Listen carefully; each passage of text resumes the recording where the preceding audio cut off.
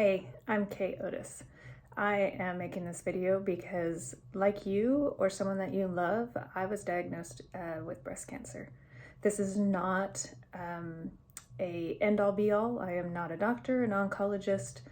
I'm just someone who wishes I could have found useful information, and Googling it is not the way to do it. So in this video series, I'm going to go over things such as the different treatment options that you might be talked about, intimacy with your partner or spouse, the financial impact, what to say to people when they keep bringing up that their sisters, neighbors, uncles, girlfriend died, because the amount of death stories you're going to hear, they really come out of the woodwork. How to support your partner or spouse, how to find information, what's useful.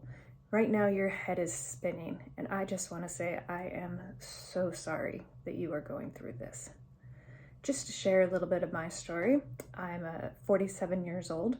In September of 2022, I was diagnosed with breast cancer. And it was a surprise. When I went in for the biopsy, I didn't actually think that they would find anything. And it's overwhelming. It took 3 days for my doctor to get back to me and to refer me to an oncologist. And during those 3 days, I spent a lot of time on Google trying to figure out what type of breast cancer I had, what was the next step, what was going to happen. And it was entirely overwhelming. And right now, you or a loved one are overwhelmed. Take a moment and just take a deep breath. You're going to get the answers. You're going to make it through this. And I had a fabulous experience. My medical team was top notch. That is not to say that there weren't some bumps in the road.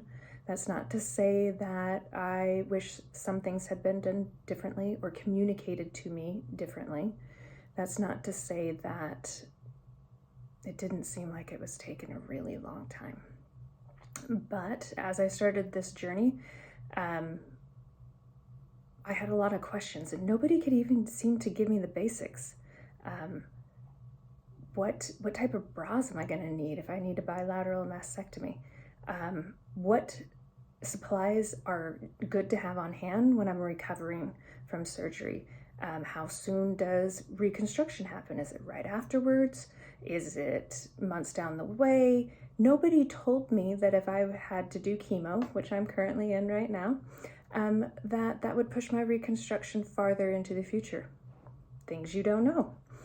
So if you're feeling overwhelmed, if you're feeling exhausted, if you're feeling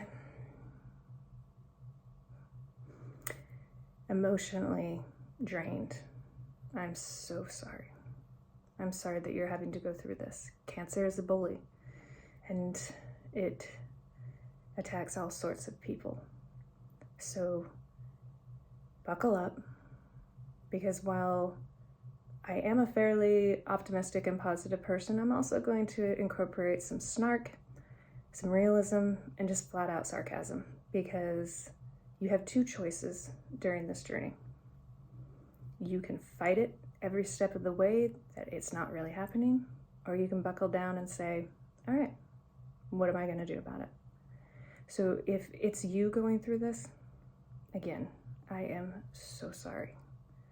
If you're a caregiver or a support system, all you need to say is, I am sorry. Don't ask them more questions. Don't ask them what they need. They don't know. Just hug them and say, I'm sorry. Send a note if you're farther away. And I will, in later videos, give some fantastic ideas for useful gifts that people can bestow upon you, as well as the person who's going to be helping you recover. But for right now, if people want to get you something, there's two things that I'd highly recommend. Number one, Amazon gift cards, because the amount of money that you are going to pay out of pocket for things that will make your life easier, that insurance will not cover for, is going to be high. And 99% of all my purchases were done on Amazon. Number two, DoorDash, Uber Eats, something like that, because you are not gonna be able to focus on what's for dinner tonight.